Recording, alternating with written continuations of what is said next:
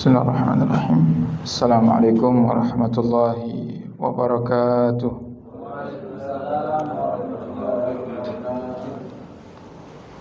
Monggo sareng-sareng kita baca niat dan doa belajar yang sudah dibagikan. Bismillahirrahmanirrahim. Nawaitu at-ta'alluma wat-ta'lim wat-tadhakkura wat-tadhkir والنفع والانتفاع والإفادة والاستفادة والحث على تمسك بكتاب الله وبسنة رسوله والدعاء إلى الهدى والدلالة على الخير ابتغاء وجه الله ومرضاته وقربه وثوابه. اللهم صل وسلم على سيدنا محمد صلاة تخرجني من ظلمات الوهم وتكرمني بنور الفهم وتوضح لي ما أشكل حتى يفهم إنك أنت تعلم ولا أعلم إنك أنت علام الغيوب. اللهم صل وسلم وبارك على مولانا محمد وآله النور المذهب للنسيان بنوره في كل لمحة ونفس عدد ما وسعه علم الله. الحمد لله والصلاة والسلام على سيدنا رسول الله سيدنا محمد بن عبد الله وعلى آله وصحبه ومن والاه. سبحانك لا علم لنا إلا ما علمتنا إنك أنت العليم الحكيم. رب اشرح لي صدري ويسر لي أمري واحلل عقدة من لساني يفقه قولي بجاه النبي وصحبه والآل. دستوركم يا أهل الدرك دستوركم يا أهل النوبة دستوركم يا أهل الحل والعقد. أما بعد.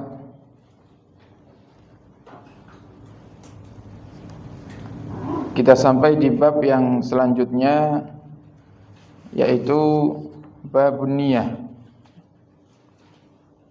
bab yang menjelaskan tentang hakikat daripada niat. Sebelum kita menjelaskan tentang apa itu niat, coba dibaca dulu Mas Nur Samsuri. Faslun an-niyatu. Bismillahirrahmanirrahim.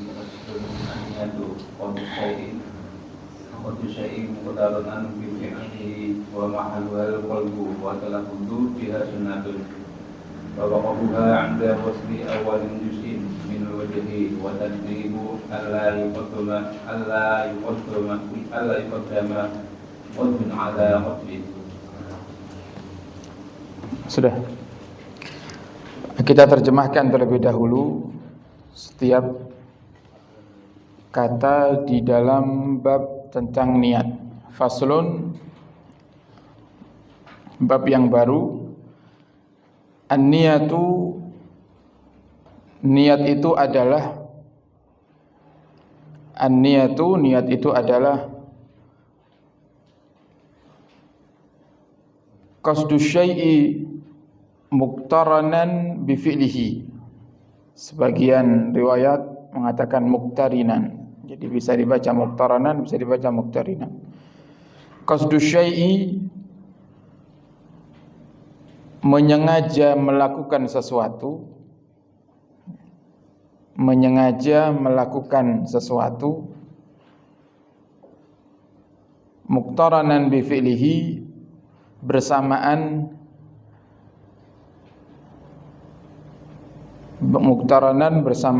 bi fi'lihi, dengan melakukannya.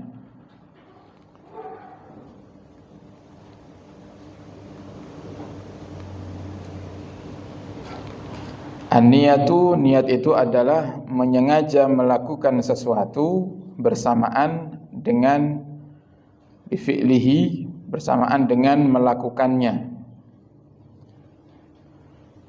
Melakukannya maksudnya melakukan sesuatu tadi ya. Wa mahalluha, dan tempatnya niat, wa mahalluha dan tempatnya niat. Jadi dalam bahasa Arab itu ada yang namanya dhamir.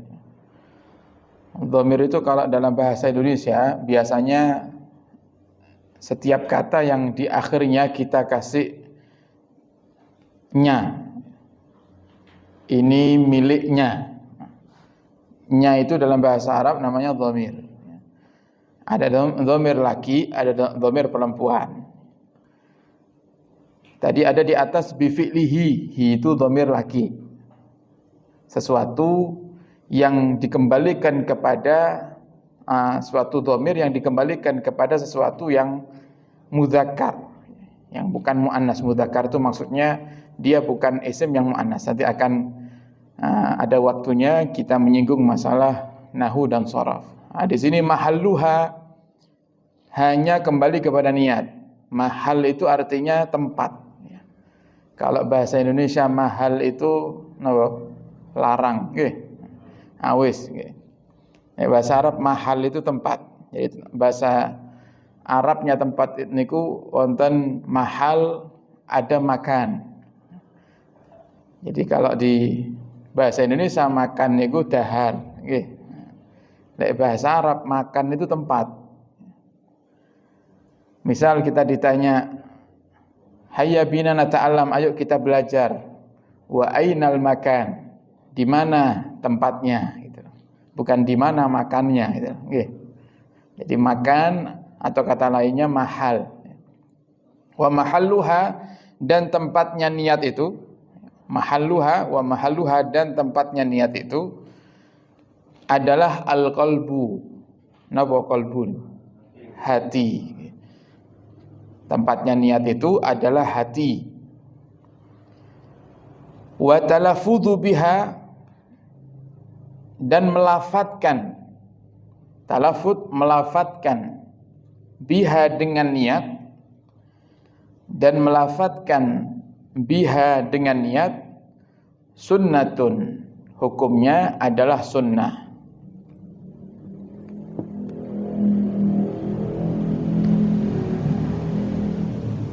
Wa waktuha dan waktunya niat, dan waktunya niat adalah inda ghusli awwali juz'in minal wajhi, ketika membasuh bagian pertama. Ghusli membasuh, inda itu ketika, inda ketika ghusli membasuh awwali juz'in bagian pertama, awwali juz'in bagian pertama. Makanya Al-Quran ada juz ya. Juz itu bagian ya. Ada juz 1, bagian 1, bagian 2. Minal wajhi, daripada wajah. Minal wajhi, daripada wajah. Jadi bab niat ini di dalam kitab Safinatun Najah niku bersambung dengan bab yang sebelumnya, yaitu bab wudu. Bab wudu. Makanya di dalam contoh waktunya niat yang dibahas atau yang disebut adalah masalah wudu. Dan ini berlaku untuk semuanya. Ada pengecualian kemarin sudah kita sebutkan ya. Kemarin kita sampaikan semua niat itu Bapak Ibu mayoritas di awal ibadah. Setiap awal ibadah berbarengan dengan awal ibadahnya. Kalau sholat, pertama kali yang kita lakukan ketika sholat, apa? Setelah niat apa? Takbiratul ihram. Berarti niatnya harus berbarengan dengan takbiratul ihram. Wudu yang dibasuh pertama kali apa? Wajah, berarti niat harus berbarengan dengan wajah, membasuh wajah. Ini secara mayoritas. Tapi ada pengecualian ibadah yang tidak bisa dibarengkan niatnya dengan awal ibadahnya. Jadi justru kalau dibarengkan dengan awal ibadah, ibadahnya jadi nggak sah. Nah, kemarin apa contohnya? Puasa, ya, puasa wajib. Ya, puasa wajib. kita puasa di bulan Ramadan, maka niatnya harus di waktu malam sebelum datangnya waktu subuh. Kalau ada orang niat puasa wajib, baik itu Ramadan, jadi puasa wajib itu kan bukan namung Ramadan. Puasa wajib itu kan bisa Ramadan, bisa qadha. Ya, puasa qadha itu wajib. Kemudian puasa nazar. Panjenengan yang nazar, misal panjenengan nazar, ya Allah, jika kau kabulkan doa saya bernazar akan puasa 3 hari. Nah, maka jika dikabulkan sama Allah, jenengan wajib berpuasa 3 hari. Dan puasanya puasa wajib. Itu nggak boleh niatnya habis subuh, nggak boleh. Nah, niatnya harus di waktu malam. Nah, kalau ada orang niat puasa wajib berbarengan dengan azan subuh, maka puasanya nggak sah. Puasanya justru nggak sah. Nah, kenapa alasannya para ulama? Karena waktu fajar itu tidak bisa ditentukan secara pasti. Jadi yang ada ini kan kira-kira semuanya. Apalagi zaman dulu mboten enten jam. Kalau sekarang kan kita mau sholat, kita bisa pasang alarm. Apalagi sekarang sudah ada aplikasi. Kalau sudah waktunya sholat, adzan sendiri aplikasinya. Oke. Kalau zaman dulu kan nggak ada jam. Semuanya pakai melihat matahari dan bulan. Melihat matahari dan bulan. Nah, sehingga tidak pasti. Karena tidak pasti, dikhawatirkan panjenengan niat ternyata waktu subuhnya sudah lalu dari tadi. 10 menit yang lalu sudah masuk subuh. Tapi kita meyakini subuhnya barusan ini. Nah, sehingga di dalam bab puasa niatnya harus di waktu malam. Tidak boleh berbarengan dengan awal ibadahnya. Kemudian wa tartibu, dan tertib, berurutan. Tertib itu maksudnya berurutan. Adalah an la yuqaddama udwun ala udwin.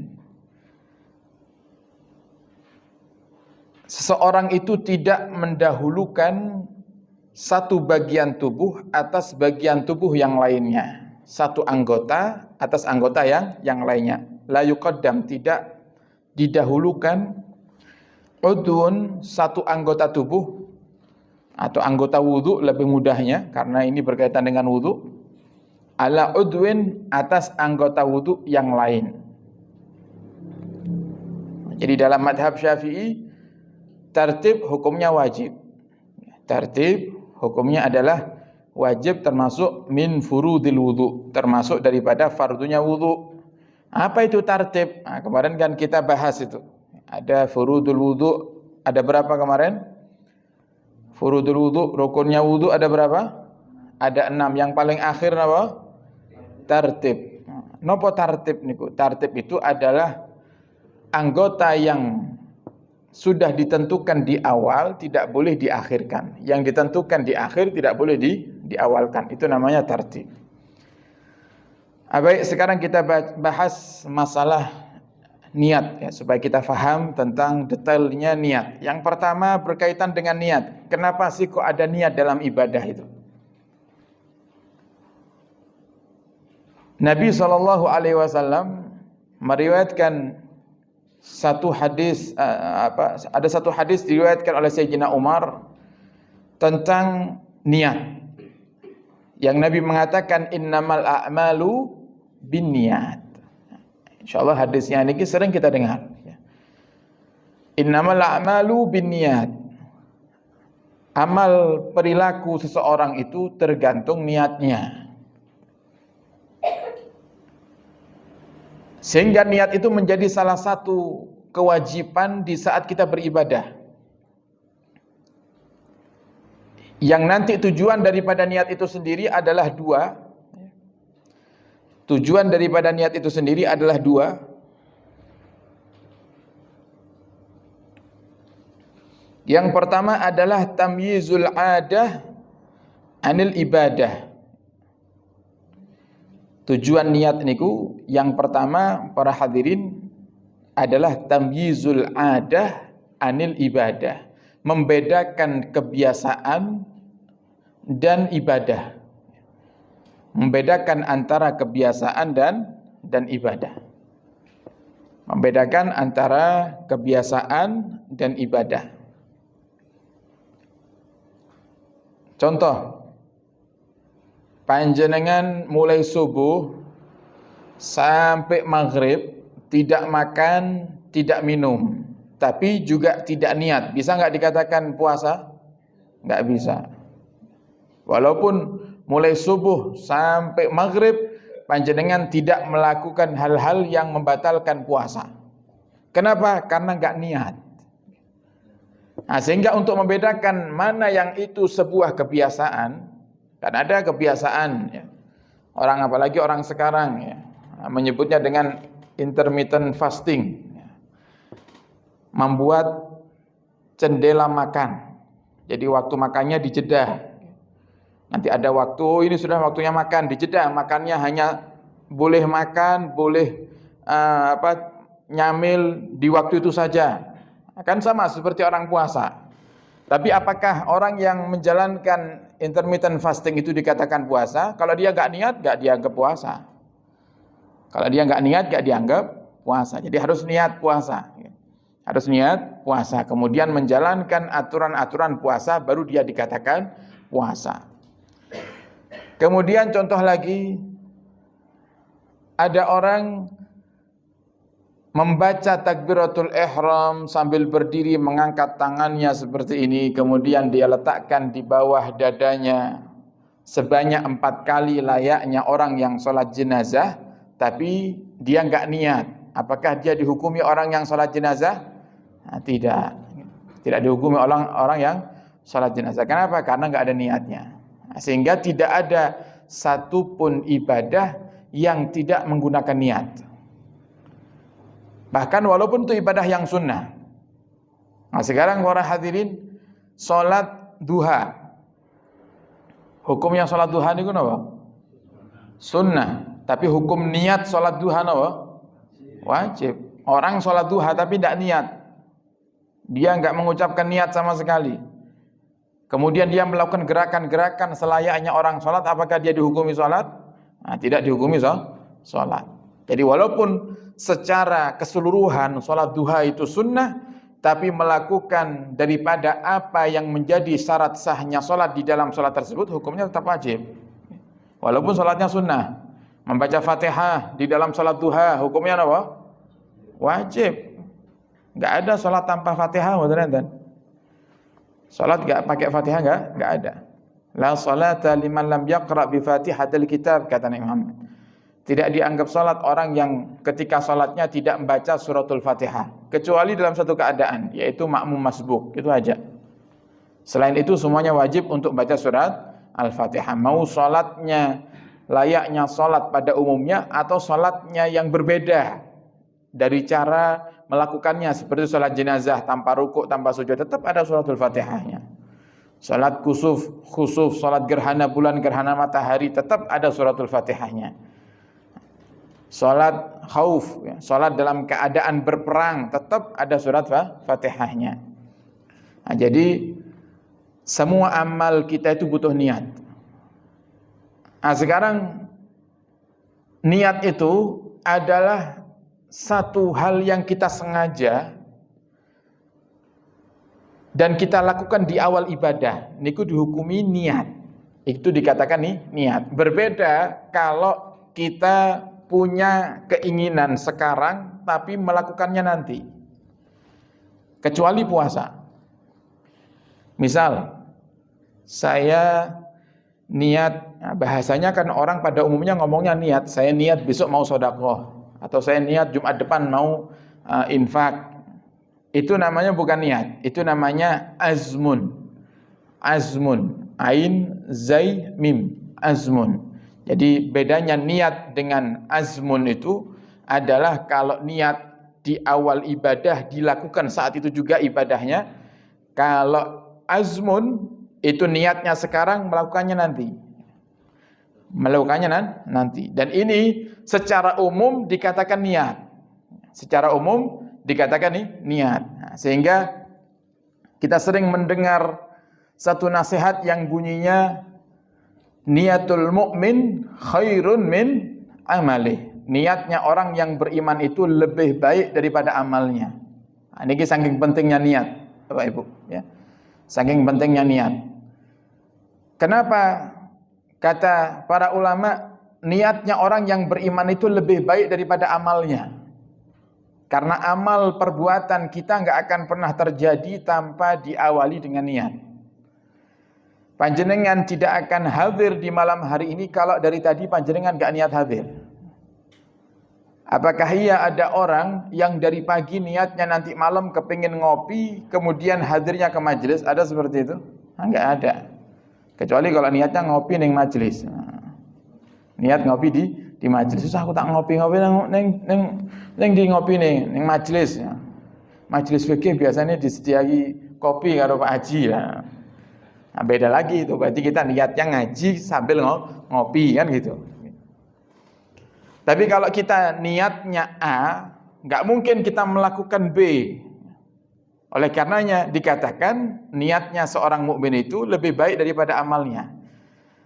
Tapi banyak yang salah paham terkait dengan nasihat ini. Banyak yang mengatakan, oh berarti ngono aku tak niat ae. Ora usah amal, sing penting niate dhisik. Nah, ini kan sering kadang kita mengingatkan kawan kita, Pak, sholat Pak. Nggih, kula pun niat sholat niku. Loh nggak bisa, kalau cuma niat aja nggak bisa. Harus dikerjakan. Nah, kemudian sebagai bukti kalau niatnya umatnya Nabi Muhammad ini dikatakan baik, para hadirin, sampai Allah Subhanahu wa taala nanti di hari kiamat itu akan mengatakan kepada malaikat, uktubu li abdi kadza wa kadza minal ajr. Kata Allah, wahai malaikat, catat untuk hambaku ini pahala sedekah, pahala puasa, pahala infak, pahala jariah, pahala bangun masjid. Kemudian mereka malaikat berkata, ya Rabbana, wahai Tuhan kami, lam nahfad dzalika minhu, kami tidak mendapati itu dalam kehidupannya. Saya enggak pernah lihat dia bangun masjid. Saya enggak pernah lihat dia bangun pondok pesantren. Saya enggak pernah lihat dia bersedekah. Enggak pernah lihat dia salat tahajud. Tapi kenapa engkau suruh kami ya Allah untuk mencatat hambamu ini memiliki ibadah-ibadah tersebut? Kemudian yaqulullahu ta'ala, Allah berkata, innahu nawah, karena dulu dia pernah niat untuk melakukannya. Nah, ini satu keistimewaan. Ini enggak akan diberikan sama Allah kecuali kepada kita umatnya Nabi Muhammad. Umatnya Nabi Muhammad niku para hadirin niate lho pun angsal pahala. Baru niat kita sudah dapat pahala. Kalau umat terdahulu mboten. Umat terdahulu itu niat melakukan sebuah kebaikan dalam arti azam, dia punya azam, bahkan azmun qawiyun, azamnya kuat untuk melakukan sebuah ibadah, wis pokoknya pasti besok saya akan sedekah.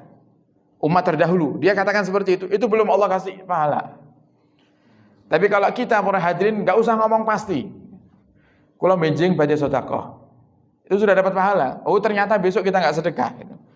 Tidak dihapus pahalanya sama Allah. Kita sudah dapat satu pahala. Kita lakukan para hadirin, pahalanya minimal 10. Minimal. Jadi nggak mungkin pahalanya di bawah 10 itu nggak mungkin. Jadi satu niat, satu pahala. Makanya dalam segala hal perbanyak niat para hadirin. Jenengan hadir di majelis ini, mana yang paling banyak pahalanya nanti pulang? Yang paling banyak niatnya. Nah, kita niatnya apa nih di malam hari ini? Kalau niatnya namung belajar ya sudah, dapatnya belajar. Tapi kalau kita niat nyambung tali silaturahim, kemudian kita mengucapkan salam, niat ya Allah nanti saya akan ketemu kawan-kawan di majelis, saya akan berjabat tangan dengan mereka. Lu sudah pasang niat itu. Nanti saya akan ucapkan salam kepada mereka, baik yang saya kenal ataupun yang enggak saya kenal. Kemudian kita niat untuk berzikir kepada Allah. Tadi kita baca doa, kita niat bersolawat kepada Nabi Muhammad. Nanti kita di akhir juga kita baca doa bersama. Kemudian kita saling berbagi. Kemudian kita niat mengamalkan apa yang diamalkan salaf. Sing biasane kalau belajar mereka juga sambil minum kopi. Enten kopi nih. Teh atau kopi nih Bu? Kadung ngomong kopi dan teh. Enten nggih. Jadi mereka para salaf itu yuhibbunal qahwah. Mereka minum kopi. Tapi mboten kados kita. Kata para ulama, coba jenengan buka kitab Fawaidul Mukhtarah, kopi itu yang baik sehari 2 kali. Lek awake dhewe kan saben jam ngopi terus nggih. Nah, kalau kopi yang baik itu 2 maksimal ya, bukan minimal ya. Maksimal sehari 2 kali. 2 kali 2 gelas ya. 2 gelasnya 2 gelas normal ya. Nah, 2 gelas yang gelasnya es teh ya. Nah, itu sudah enggak normal ya. Kalau kita lakukan itu baik. Dan yang baik tanpa gula. Nah, ini kopi jenengan naik gula nih. Nah, ini jadi para hadirin diniati itu semuanya. Sehingga kita pulang kita bawa pahalanya banyak. Kita bawa pahalanya banyak. Nabi katakan innamal a'malu binniyat wa innamal likulli imri'in ma nawa. Setiap orang itu mendapatkan tergantung niatnya. Lek niate kula namung 1, ya sudah dapatnya 1. Kan eman-eman. Eman diniati silaturahim. Loh, kadang kita ini kalau nggak duduk di majelis seperti ini, kita nggak ketemu para hadirin kan. Sampai sekarang ini banyak loh pejuang-pejuang yang berjuang bersama kami itu sudah lama banyak sekali. Tapi sampai sekarang saya nggak tahu rumahnya gitu. Ketemu ini di majelis. Bahkan Pak Haji Murni lek mboten ngadakan majelis saya jarang ke sini gitu. Saya jarang ke sini. Ke rumah Mas Akbar ini. Baru sekali mungkin saya kenal. Tapi ke rumah orang tuanya, ke rumahnya Mas Akbarnya sendiri saya nggak pernah itu. Nah, jadi ketemu di sini niat silaturahim. Yang pahalanya besar. Pahala niat silaturahim itu besar. Nah, jadi niat itu sangat penting sekali. Bahkan orang bisa masuk surga, ibadahnya dia sedikit, tapi masuk surga gara-gara banyak niat. Nah, ini disebutkan satu kisah tentang hadis innamal a'malu binniyat. Ada orang itu wafat husnul khotimah cuman bermodalkan niat. Coba, wafat husnul khotimah modalin namung niat. Dan bahkan belum dilakukan. Tapi karena dia sudah punya niatan baik, Allah Subhanahu wa taala hargai niatnya. Jadi ada satu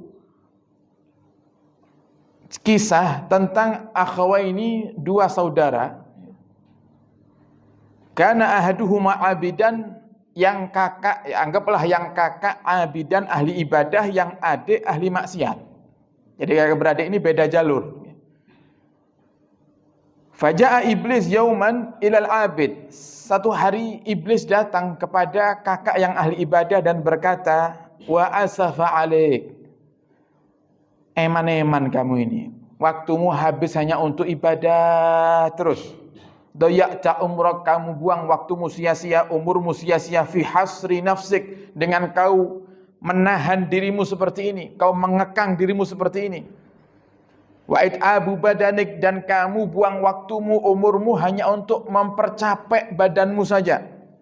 Fa'atlik nafsak fi sahwatiha, bebaskan syahwatmu itu. Faqala, kemudian fi nafsihi, si kakak yang ahli ibadah itu mengatakan, iya ya, saya ini kan ibadah sudah cukup lama sekali. Kiranya kalau besok saya pergi ke tempat adik saya, bergabung dengan dia, bermaksiat bareng bersamanya sehari aja. Ibaratnya prei sak dino. Benjing kalau tak ibadah malih, ketokane kok enak ya. Masa Allah enggak ngampuni wong kula niki pun ibadah bertahun-tahun. Coba, punya niat abid, ahli ibadah, punya niat ingin bergabung dengan adiknya untuk bermaksiat. Wa amal asi, sedangkan yang ahli maksiat, fa innahu istaiqadha min sukrih. Bukan Pak Haji Sukri, ya. Min sukrih. Beda ya. Nah, ini indahnya bahasa Arab itu ya.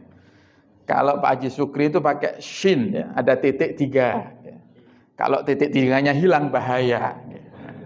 Kalau titik 3-nya hilang itu, makanya kalau nulis bahasa Arab harus shin-nya ada titik 3-nya gitu.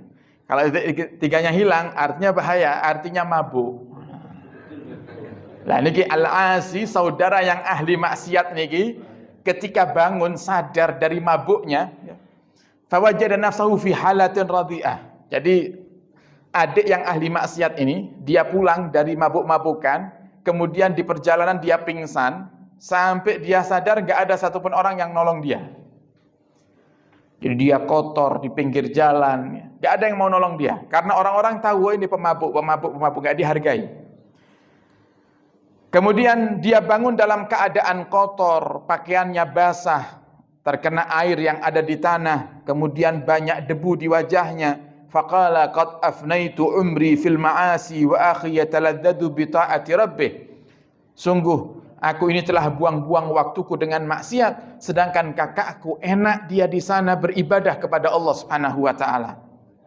Kemudian dia niat, ya Allah, saya pulang dari tempat ini, tempat yang menyadarkan saya betapa hinanya orang yang bermaksiat kepadamu. Ya Allah, saya niat bertobat kepadamu dan saya akan datang ke rumah kakakku untuk minta bimbingan supaya tobatku diterima, ya Allah. Jadi yang kakak mau berangkat ke rumah adik untuk bermaksiat, yang adik berangkat ke rumah kakak untuk bertobat. Di tengah-tengah perjalanan, para hadirin, dikatakan bahwasannya kedua-duanya dicabut nyawanya oleh Allah Subhanahu wa taala. Jadi yang kakak belum sampai rumahnya adik meninggal, yang adik belum sampai rumahnya kakak meninggal. Kemudian dikatakan fayuhsarul abid ala niyatil ma'siyah. Karena yang kakak sudah mulai melangkah untuk menuju ke rumah adik dengan niat maksiat, maka si kakak yang ahli ibadah ini dibangkitkan sama Allah bersama golongan orang-orang yang ahli maksiat. Coba bayangkan, belum maksiat loh ini. Tasik melampah, masih mau jalan. Tapi karena sudah pasang niat maksiat, dibangkitkan sama Allah di hari kiamat bersama orang-orang yang maksiat. Wa yuhsyarul 'asi 'ala niyati ta'ah. Dan orang yang ahli maksiat, adik yang ahli maksiat tadi itu, karena dia sudah berjalan menuju rumah kakaknya, di tengah perjalanan dia wafat, Allah bangkitkan dia bersama rombongan orang-orang yang ahli ta'ah, orang-orang yang ahli ibadah. Nah, jadi niat itu sangat penting sekali untuk diperhatikan. Jadi kalau kita melakukan sebuah ibadah, selain kita niat untuk melakukan ibadah itu secara zahir seperti belajar, hadirkan niat-niat yang lainnya.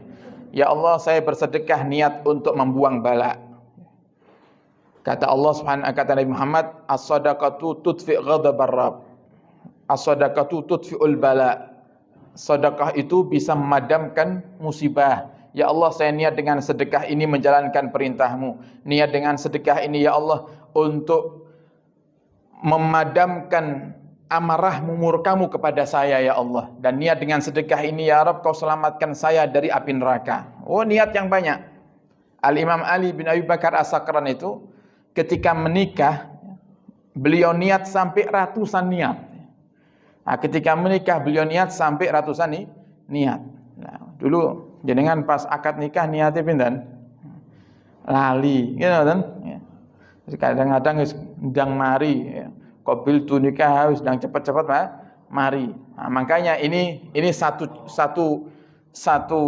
gambaran untuk kita.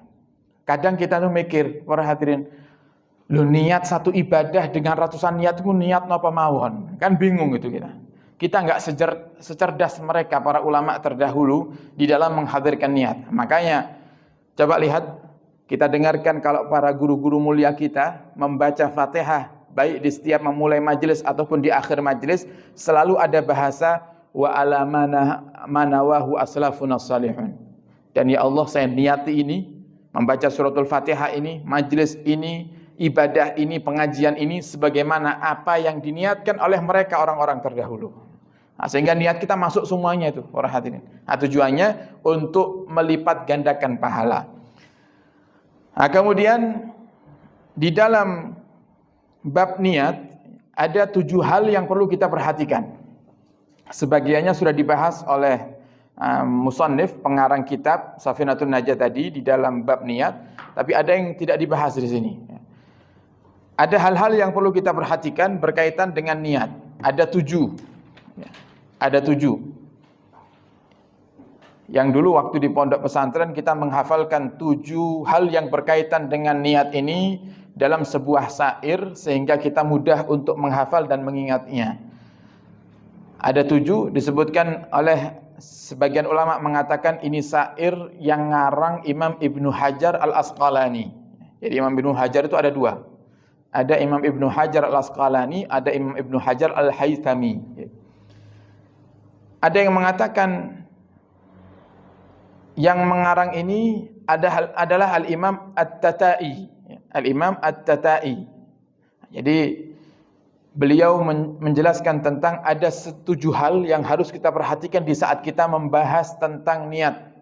Dalam syairnya beliau mengatakan sab'u sara'ita atat fi niyati. Ada 7 syarat untuk memahami niat itu. Takfi liman hawalaha bilawasan. 7 hal ini akan cukup menjadikan kaula panjenengan faham tentang niat jika kita belajarnya bilawasan tanpa ngantuk.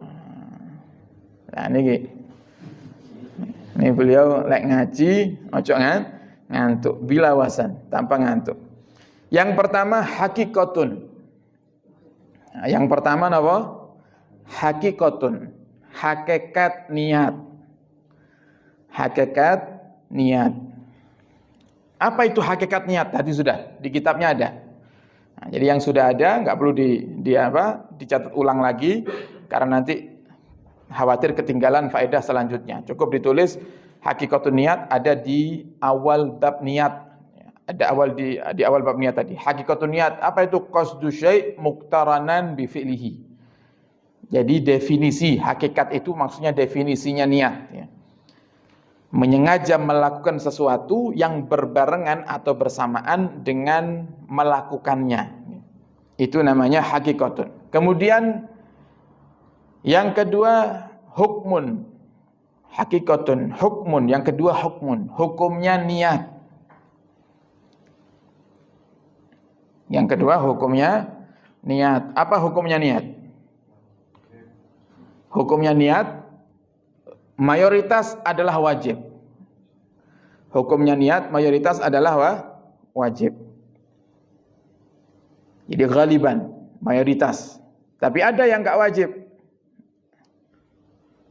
Ada niat ibadah. Tadi kan saya katakan, walaupun ibadah ini sunnah, niatnya tetap wajib. Paham ya Bapak Ibu? Jadi dengan salat napa tasbih, salat qobliyah ba'diyah, hukumnya napa niku? Hukum salatnya napa? Sunnah, tapi niatnya hukumnya wajib. Orang salat sunnah qobliyah ba'diyah lek mboten niat nggih mboten dianggap salat. Lah ini ada ibadah para hadirin malah kualiane niki. Ibadahnya wajib, niatnya tidak wajib. Kan aneh itu. Nggih. Ibadahnya wajib, niatnya tapi mboten wajib. Ibadah napa niku? Nah. Napa? Mandikan jenazah. Memandikan jenazah. Kita yang memandikan jenazah, niat untuk memandikan hukumnya sunnah. Jadi ya Allah saya niat memandikan jenazah fulan bin fulan, itu hukumnya sunnah. Tapi hukum memandikan jenazahnya hukumnya apa? Wajib. Wajib. Jadi jenazah wajib dimandikan. Dan enggak mungkin kemudian kok kita katakan ya wis lek ngoten jenazahnya kudu niat. Nah, iso mboten? Jenengan tangeni dhisik, Pak tangisi Pak sedilut Pak niat. Bar ngoten lanjut malih. Mboten saged. Jadi yang memandikan niat memandikan jenazah hukumnya sunnah, tidak wajib. Ada lagi teka-teki unik dari ahli fikih para hadirin. Ada orang niat melakukan satu ibadah, tapi pelaksanaannya tidak seperti yang diniati. Ada orang niat melakukan satu ibadah. Wong niat misal kita niat salat kan, usolli kan ngaten nggih. Kita niat salat napa? Salat subuh usolli subha atau sholli fardhu subhi. Maka kita akan kerjakan ya salat subuh. Enggak mungkin kita niatnya salat subuh ngerjakannya salat zuhur kan enggak mungkin gitu. Lah ini ada niat yang diniati A tapi yang dilakukan B dan sah hukumnya. Ibadah nawa niku? Salat Jumat. Orang yang salat Jumat tapi ketinggalan 2 rakaat. Misalnya, saya berangkat sholat Jumat, cari masjid di perjalanan nggak nemu, tiba-tiba saya dapat satu masjid yang sudah melakukan atau dalam keadaan sedang melakukan sholat Jumat. Saya masuk tuh, saya wudhu, lah kok ternyata saya dapati imam sudah tahiyat terakhir sholat Jumat. Imam sudah tahiyat terakhir sholat Jumat. Berarti saya masbuknya ketinggalan semua ini. Cuman tersisa tahiyat terakhir. Maka apa yang harus saya lakukan? Saya niat salat Jumat. Sholli fardhu Jum'ati. Makmuman lihat Allahu Akbar, langsung saya duduk. Ikut tahiyat terakhir bersama imam. Nah, imamnya salam, apa yang harus saya lakukan saat itu? Salatnya berapa rakaat? Nah, banyak orang mikirnya 2 rakaat, salatnya 4 rakaat. Loh, saya niatnya salat Jumat. Gitu kan? Salat Jumat berapa rakaat? 2 rakaat. Tapi saya melakukan salat apa? Salat zuhur. Maka dalam bahasa fikih itu nawa wala shalla wala nawa. Dia niat tapi enggak salat. Dia salat tapi enggak niat. Dia niat salat Jumat tapi enggak melakukan salat Jumat. Dia salat zuhur tapi enggak niat salat zuhur. Nah, jadi teka-teki dalam ilmu fikih. Ya, itu saya niat salat Jumat tapi rakaatnya 4 rakaat. Nonton, salat Jumat 4 rakaat ada? Yang tolong aku ngomong kan? Enggak ada. Salat Jumat 2 rakaat. Nah, kemudian yang ketiga, tadi hakikatun hukmun, hukumnya niat adalah wajib ghaliban, wajib secara mayoritas. Tapi ada yang sunnah, contohnya seperti orang yang memandikan jenazah. Kemudian yang ketiga adalah mahallun. Tadi mahal apa? Mahal artinya? Mahal artinya apa? Tempat. Di mana tempatnya niat?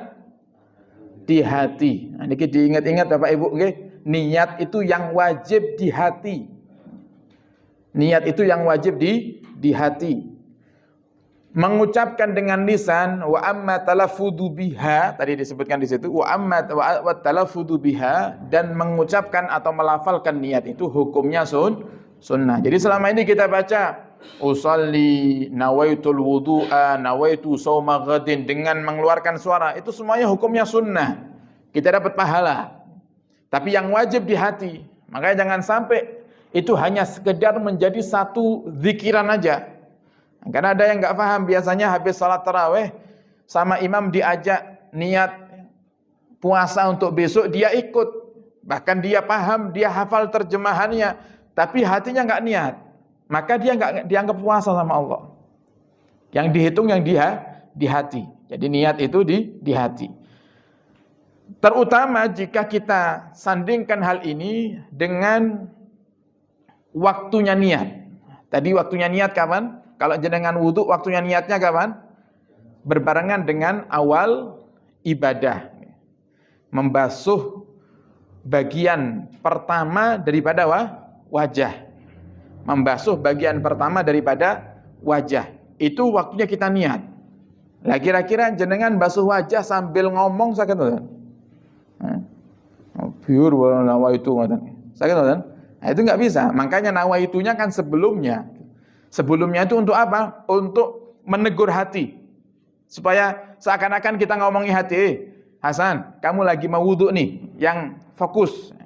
Nah, supaya setelah kita katakan nawaitul wudu'a li raf'il hadasil asghari fardhan lillahi ta'ala, hati kita masih dalam keadaan fokus niat untuk melakukan wudu. Nah, jadi melafalkan niat itu hukumnya sunnah. Mahal, tadi mahalnya di hati. Kemudian yang ke berapa? Yang keempat, zaman. Zaman itu waktu maksudnya. Tadi sudah kita bahas zaman atau waktunya niat, yaitu mayoritas di awal ibadah. Mayoritas di awal ibadah. Kecuali tadi apa? Kecuali apa? Yang enggak, bahkan enggak bisa kalau di awal ibadah apa? Puasa wajib. Puasa sunnah pun dianjurkan tetap niatnya di waktu malam. Cuman kalau puasa sunnah itu masih ada keringanan. Kalau kita lupa, misal panjenengan yang punya rutinan Senin Kamis, kok ternyata sampai waktu pagi panjenengan lupa belum niat puasa Senin atau Kamis, maka panjenengan lihat selama dari subuh sampai waktu jenengan ingat itu, jenengan melakukan hal-hal yang batalkan puasa atau tidak. Kalau tidak, maka jenengan bisa niat di saat itu dan puasanya sah. Jadi niatnya di waktu pagi, kemudian sebelum zawal, sebelum masuknya waktu zuhur. Nah, sebelum masuk waktu mendekati waktu zuhur, zawal. Atau waktu matahari ada di atas persis. Itu kalau puasa sunnah. Tapi kalau puasa wajib nggak bisa, harus di malam sebelum subuh. Kemudian yang kelima kaifiyatun. 4 tadi, yang keempat waktu, yang kelima kaifiyah. Kaifiyah itu artinya adalah cara niat. Caranya niat. Nah, gimana caranya niat? Caranya niat itu adalah berbeda-beda menurut ibadahnya. Caranya niat berbeda-beda menurut ibadahnya.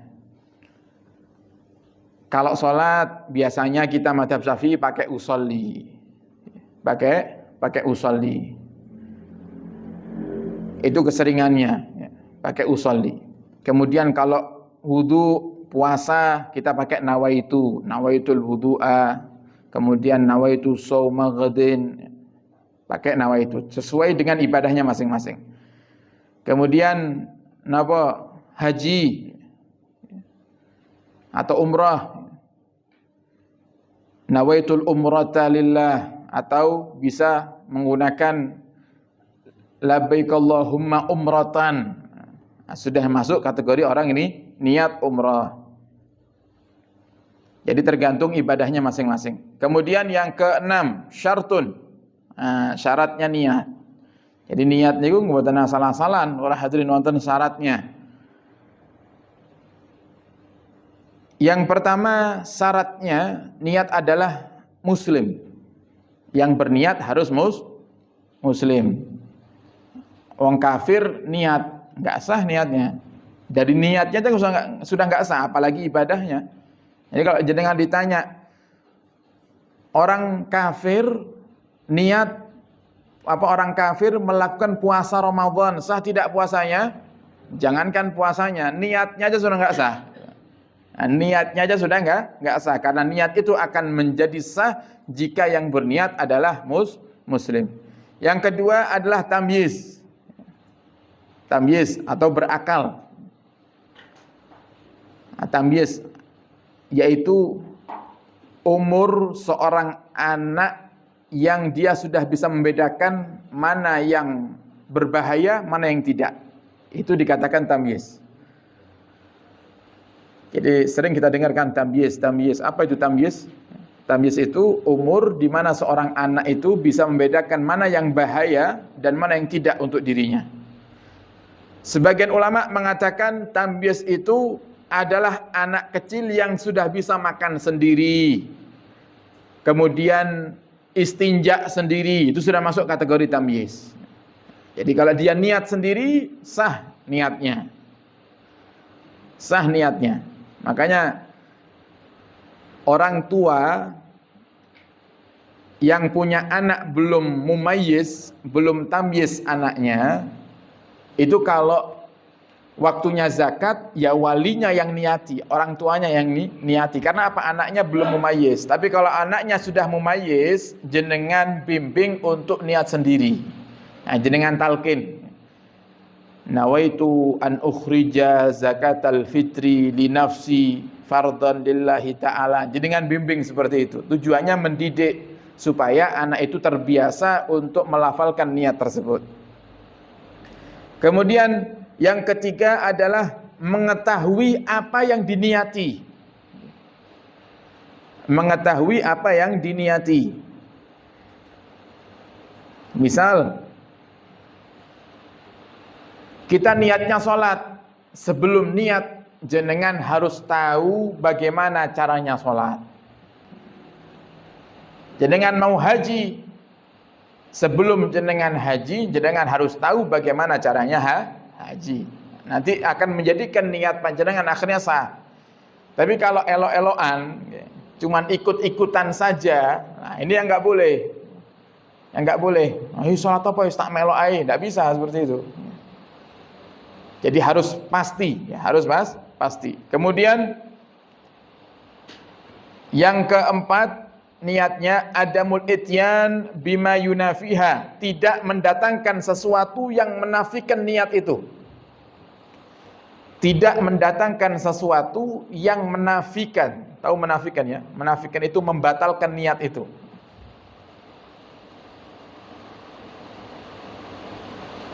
Nah, seperti apa? Jenengan niat wudu. Jenengan niat wudu. Di tengah-tengah wudu, jenengan katakan saya keluar daripada wudu. Nah, maka saya niat wudu, nanti di tengah-tengah wudu saya mau keluar daripada wudu. Itu nggak boleh. Saya niat sholat, nanti di tengah-tengah sholat saya akan keluar dan mufaraqah dari sholat. Seperti contoh, saya niat seperti ini. Ya Allah, saya niat sholat isya. Saya niat sholat isya. Dan jika datang Zaid, saya akan mufaraqah. Saya akan mufaraqah. Dan jika datang kiai saya, ya Allah, saya niat berjamaah dengan teman saya. Tapi nanti jika datang kiai saya akan niat mufaraqah. Itu nggak boleh. Nggak boleh niat seperti itu. Jadi kalau bahasa mudahnya nanti ada syarat yang kelima, namanya tidak boleh mentaklik, tidak boleh menggantungkan niat. Saya niat ya Allah melakukan suatu ibadah ini selama, nggak boleh. Nggak boleh. Makanya di dalam bab nikah sendiri, para hadirin, di dalam bab nikah itu, dalam madhab Syafi'i tidak sah orang nikah dengan mentaklik, menggantungkan ijab kabulnya. Seperti seorang laki-laki, dia ketika ijab, dia katakan saya terima nikahnya fulanah binti fulan selama 4 bulan. Kayak ngontrak aja, gitu kan? Lah, dan itu ada akidah di Indonesia yang memperbolehkan nikah semacam itu. Jadi kan bahaya. Akhirnya orang nikah sembarangan, gitu kan? Nikah saulan buyar. Apa bedanya kalau caranya seperti itu dengan orang-orang yang berzina itu? Nah, jadi taklik itu nggak boleh. Mentaklik niat itu nggak boleh. Nah, kemudian yang terakhir, syaratnya niat adalah tahakkukul muqtadi. Pastinya tuntutan untuk melakukan ibadah tersebut. Pastinya tuntutan untuk melakukan ibadah tersebut. Gambarannya gini ya Pak Ibu, ini supaya mudah. Ini bahasa kitab mungkin agak mumet, tapi saya kasih gambaran yang mungkin bisa memudahkan panjenengan untuk memahami. Ini kadang sering terjadi tanpa kita sadari. Kita mau sholat, tapi kita ragu punya wudhu apa tidak. Nah, misal waktu isya datang, kita ragu, saya punya wudhu enggak ya? Gitu. Saya punya wudhu enggak ya? Karena kita ragu, akhirnya sudahlah saya tak wudhu lagi aja. Saya tak wudhu lagi aja. Itu enggak boleh, para hadirin. Jenengan harus tahu pasti kalau panjenengan berhadas. Jenengan harus tahu pasti kalau jenengan berhadas, baru jenengan boleh wudhu. Atau kalau jenengan yakin jenengan tidak berhadas, kemudian jenengan wudhu lagi, namanya tajdidul wudhu, beda itu. Kalau kita gantungkan, daripada ragu, sudah saya tak wudhu aja, tapi jenengan nggak batalkan wudhunya, nah, berarti jenengan wudhu di atas keraguan-raguan. Kemudian terkadang setelah itu, waktunya sholat isya, setan datang. Setan datang bisikkan, oh iya ya, tadi saya setelah maghriban ngentut saya itu. Untung saya wudhu. Itu malah salah itu. Gitu. Untung saya wudhu. Itu nggak sah itu wudhunya. Nggak sah itu wudhunya. Maka lebih baiknya dibatalkan aja sekalian. Gitu. Kalau memang ragu seperti itu dibatalkan aja. Tapi kalau ternyata khawatir terserang penyakit waswas, maka mudah sebenarnya. Kalau panjenengan habis maghrib, masuk waktu isya, panjenengan katakan, saya masih pegang wudhu enggak ya? Jenengan ingat dulu, tadi jenengan itu awal mulanya wudhu, kemudian jenengan ragu kalau wudhu jenengan batal atau tidak. atau jenengan memang belum wudu sama sekali. Misal, tadi saya maghrib, saya wudu untuk salat maghrib. Begitu masuk isya, saya ragu, batal enggak ya wudu saya? Gitu. Maka gimana cara mengambil hukumnya ini? Maka ada satu kaidah dalam ilmu fikih itu mengatakan al-yakin la yuzalu bisyak. Sesuatu yang sudah yakin itu enggak akan bisa dirubah dengan keraguan-raguan. Maksudnya gimana? Saya yakin tadi mau sholat maghrib saya wudu. Cuman saya ragu mau sholat isya wudu saya yang maghrib tadi batal apa enggak. Berarti ragunya akan di urusan batal. Tapi urusan wudu saya ya yakin tadi waktu maghrib saya wudu. Maka ambillah napa niku langkah, ya sudah saya ambil yang yakin. Saya ambil yang yakin. Saya merasa diri saya belum batal wudu. Lah kok di tengah-tengah sholat kok ternyata kita ingat kalau ternyata wudu kita batal, maka kita batalkan sholat. Dan itu hukumnya wajib, para hadirin. Nah, ini hati-hati niki. Sing eling pas wayahe sholat lek jenengan boten gadah wudu atau jenengan batal wudunya, kok sholatnya jenengan teruskan, hukumnya haram dan dosa besar. Nah, ini kadang milih mempertahankan sholatnya karena gengsi. Nggih. Oh isi nih lek batalne salat. Nah malih lek dados imam. Ngono kan? Wis wayane ngimami wis kadung enak-enak suarane alhamdulillahirabbil alamin eling urung wudu. Batalne ora ya, batalne ora ya. Jenengan teruskan, jenengan dosa. Kemudian jenengan menanggung dosanya makmum. Coba bayangkan. Ini makmum semuanya enggak sah itu. Dalam makmum 100 para hadirin jenengan nanggung orang 100 enggak salat. Nah, jadi nggak perlu ragu. Jadi dalam urusan syariat itu la haya'a fid din, tidak ada kata malu dalam urusan agama. Kalau batal sudah keluar. Nah, keluar. Nanti tinggal makmum yang di belakang maju melanjutkan sholatnya. Tapi kalau jenengan teruskan sampai akhir, kemudian jenengan katakan, Pak ngapunten sangat, wau kula sholat dereng wudu, niku sak masjid harus mulangi. Tambah ruwet, gitu kan? Tambah ruwet. Makanya ilmu fikih itu harus dalam hal semacam ini harus diutamakan para hadirin ya. Harus diutamakan. Nah, kemudian yang terakhir daripada 7 hal tadi, ya, yang terakhir ya. Ya, yang terakhir daripada 7 hal yang kita perhatikan dalam urusan napa niku niat. Wa maksudun hasan. Yang terakhir adalah tujuan niat. Tujuan niat. Tadi di awal sudah saya singgung. Tujuan niat ada berapa tadi? Ada 2. Saya masih sebutkan 1 ya. Ya. Tujuan niat ada 2. Yang pertama tadi adalah tamyizul adah wal ibadah. Membedakan antara kebiasaan dengan ibadah. Membedakan antara kebiasaan dengan ibadah. Kemudian tujuan niat yang kedua adalah tamyizu maratibil ibadah. Untuk membedakan derajat sebuah ibadah.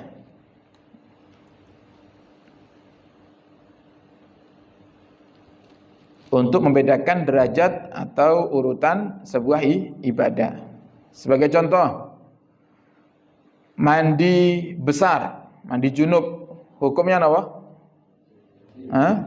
Wajib atau sunnah mandi junub ini? Wajib. Mandi Jumat, hukumnya sunnah. Jadi untuk membedakan sama-sama mandinya. Caranya pun ya sama, diratakan seluruh badan. Tapi dibedakan, walaupun sama mandinya tapi dibedakan. Yang satu mandinya wajib, yang satu mandinya sunnah. Jadi untuk membedakan mana yang wajib dan mana yang sunnah, itu diantara daripada tujuan niat. Nah, kemudian yang terakhir tadi dijelaskan wa tartib, berkaitan dengan tartib adalah tidak mendahulukan anggota satu dengan anggota yang lain. Jadi kalau ada orang wudu kok enggak berurutan wudunya dalam mazhab Syafi'i tidak sah. Hakikatut tartib wa kulli syai' fi martabatihi. Jadi apa itu tartib? Tartib itu adalah meletakkan sesuatu sesuai dengan urutannya. Itu tartib. Kata Imam atau Syekh Nawawi, Syekh Nawawi Al-Bantani,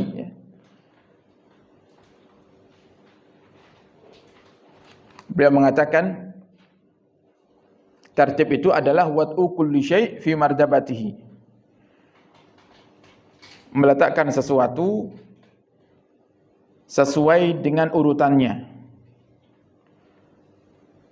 Dan fardunya tartib ini, diwajibkannya tartib ini diambil dari ayat yang berkaitan dengan wudu dalam Al-Qur'an. Jadi Allah akan menjelaskan ayat tentang wudu dalam Al-Qur'an. Faghsilu wujuhakum wa aydiyakum. Itu sama ulama diurutkan. Oh, yang pertama faghsilu wujuhakum, basuhlah wajah kalian. Wa aydiyakum, kemudian tangan kalian. Dan itu kata para ulama ahli fikih, jika kita memaknai wawunya faghsilu wujuhakum wa aydiyakum, ada wawunya. Kalau kita memaknai wawunya wawu litartib, wawu yang menunjukkan makna dan kemudian atau bermakna kemudian. Tapi kalau ada ulama yang mengatakan, oh bukan, wawunya itu bukan wawu yang bermakna kemudian, itu hanya penghubung saja. Seperti kata dan, ja'a Zaidun wa Muhammadun wa Amrun. Itu kan bisa dimaknai banyak kemungkinan. Datang Zaid dan Muhammad dan Amr, bisa datangnya bersamaan, bisa datangnya Z duluan sesuai yang disebutkan, ja'a Zaidun berarti Z dulu datang. Kemudian Muhammad dulu, Muhammad yang kedua, kemudian Amr yang ketiga. Kalau kita katakan oh Z dulu, kemudian Muhammad, kemudian Amr, berarti wawunya wawu litartib. Wawunya itu manfaat wawu yang ada dalam kata ja'a Zaidun wa Muhammadun wa Muhammadun, itu maknanya untuk menunjukkan kemudian, selanjutnya. Tapi kalau kita maknai wawunya itu hanya sekedar untuk penghubung saja, wawu ataf, ja'a Zaidun, datang Zaid dan Muhammad, enggak tahu siapa yang duluan. Pokoknya yang datang ya tiga ini, Zaid, Muhammad, wa Amr, maka otomatis tartib itu menjadi tidak wajib. Makanya ada beberapa pendapat ulama madhab lain yang mengatakan tartib itu enggak wajib. Nah, dengan dasar ini wawunya bukan litartib, tapi di dalam madhab Syafi'i, kemarin sudah kita katakan, madhab Syafi'i itu yang paling berhati-hati, ya, paling berhati-hati. Dalil tentang fardu atau wajibnya tartib itu bukan hanya di Al-Quran, tapi juga di dalam hadis Nabi kita Muhammad sallallahu alaihi wasallam. Yang dikatakan di dalam kitab ini, idza qulna wawu litartib wa illa famin fi'lihi wa qaulihi sallallahu alaihi wasallam. Kalau bukan diartikan tartib wawu dalam Al-Quran tadi, berarti dalil yang menjadikan tartib itu wajib adalah hadisnya Nabi sallallahu alaihi wasallam dan perilakunya Nabi.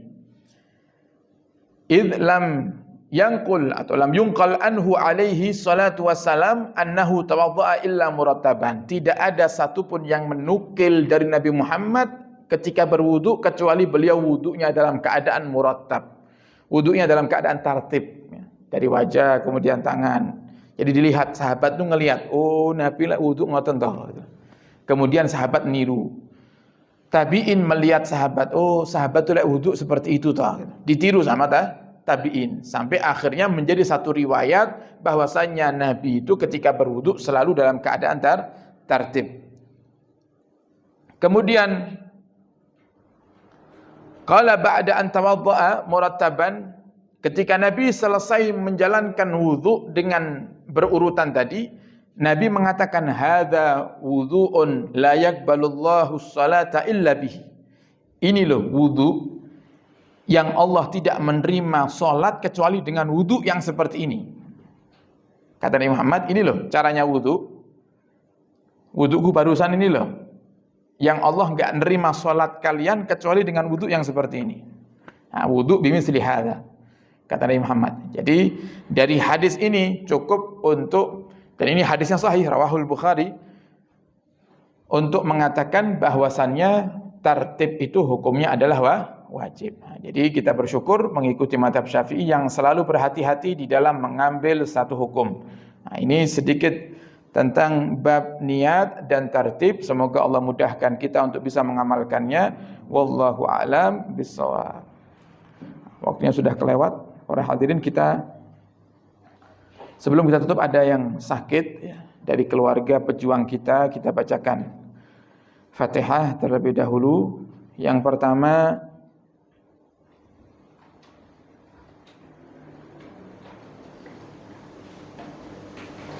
untuk ibunda daripada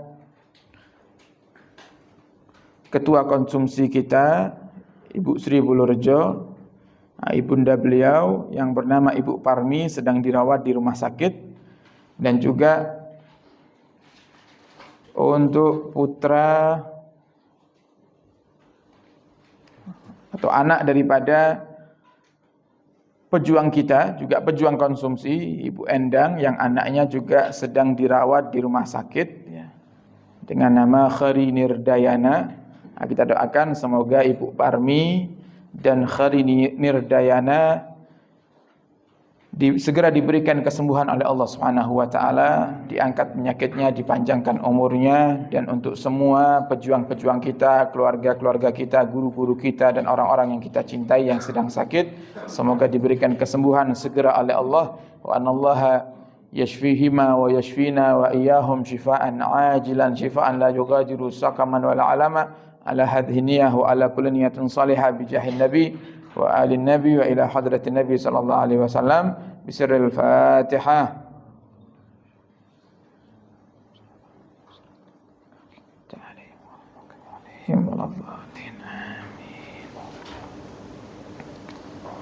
Moga sarang-sarang kita baca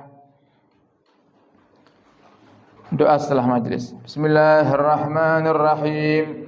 Rabbana anfa'na bima 'allamtana. Rabbi allimna alladhi yanfa'una. Rabbi faqqihna wa faqqih ahlana wa qarabatin lana fi dinina ma'a ahli al-kutri unsa wa dhakar.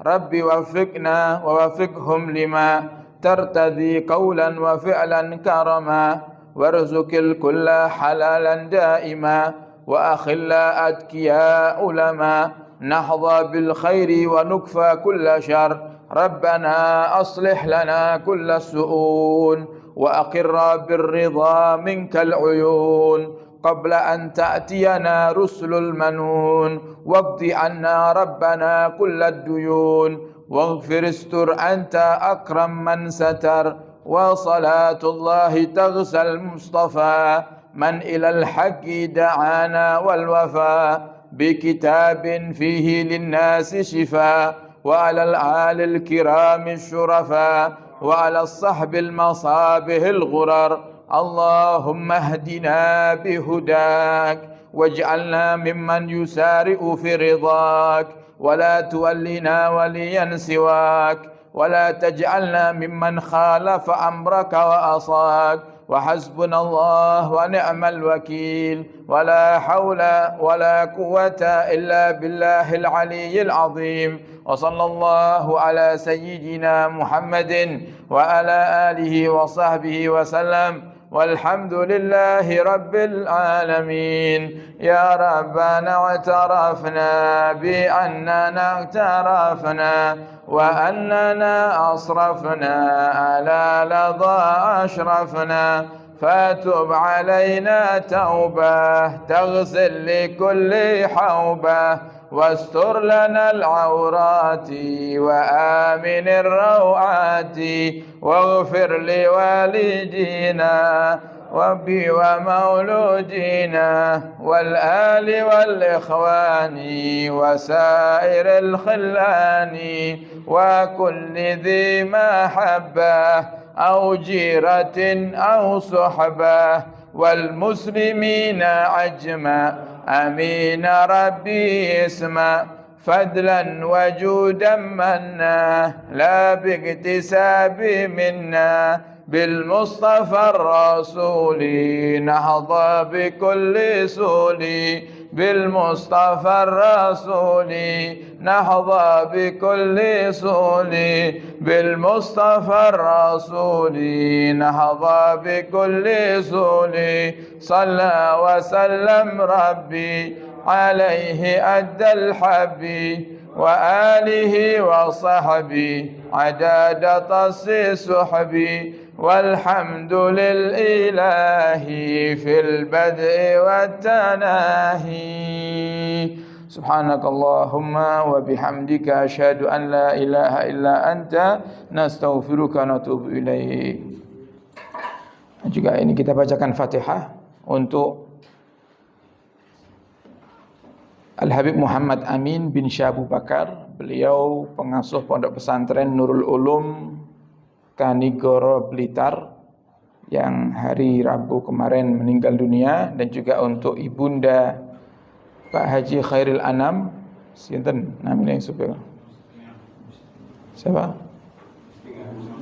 Ibu Mustingah, dan juga untuk ibunda Bapak Haji Sukri, Ibu Marwiyah, lan sedaya leluhur-leluhur kaula panjenengan, guru-guru, orang tua yang sudah mendahului, saudara yang sudah mendahului kita. Semoga Allah ampuni segala dosa, Allah terima amal baiknya, Allah lapangkan kuburnya, dan Allah jadikan kuburnya raudhah min riyadil jinan. Wa anallaha yataghashahum birrahmah wal maghfirah wa yaskunhumul jannah bi rahmatihi. Allah yu'id alim barakatihim wa asrarihim wa nuhdi lahumul Fatihah.